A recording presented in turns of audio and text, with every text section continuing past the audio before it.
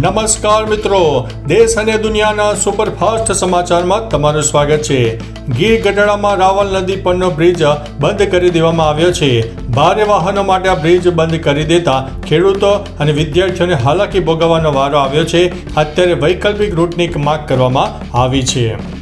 અમદાવાદમાં પોલીસ સાથે બેઠક બાદ રિક્ષા ચાલકોની હડતાલનો અત્યારે સુખદ અંત આવી ગયો છે। ગુજરાતની જનતાને ભય, ભૂખ અને ભ્રષ્ટાચારના શાસનમાંથી મુક્ત અપાવીશો તેવો અધ્યક્ષ બનતા અમિત ચાવડાનો હુંકાર સામે આવ્યો છે। સુરતની 2 શાળાઓને મળી છે બોમ્બથી ઉડાવી દેવાની ધમકી। પોલીસ અને BDDSની ટીમ ચેકિંગ કરવા લાગી ગઈ હતી। વેરાવળની મહિલાઓએ દેશના PM નરેન્દ્રભાઈ મોદીને રાખડી મોકલી અને લાંબા આયુષ્યની પ્રાર્થના કરી છે।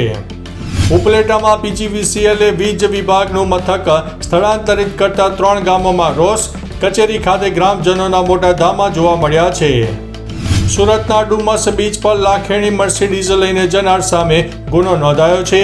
વીમો પકવવામાં પણ હવે ફાંફા પડશે। જૂનાગઢમાં રોજગાર મેળાનું આયોજન કરવામાં આવ્યું। ITI થી લઈને ગ્રેજ્યુએટ ઉમેદવારો માટે નોકરીની તકો ઊભી થઈ છે। અંબાજીમાં 7 દિવસ ચાલશે ભાદરવી પૂનમ મહામેળો। પદયાત્રીઓ માટે મફત ભોજન અને પાણીની સુવિધા ઉપલબ્ધ કરાવાશે। અમદાવાદના ગોમતીપુર સર્કલનો ફુવારો 3 વર્ષથી બને છે, છતાં જનતા પૂછે છે કે ક્યારે ચાલુ થશે આ ફુવારો। તો ચાલો મિત્રો, ફરીથી દેશ અને દુનિયાના સુપરફાસ્ટ સમાચાર લઈને મળતા રહીશો। ત્યાં સુધી અમને રજા આપશો। નમસ્તે।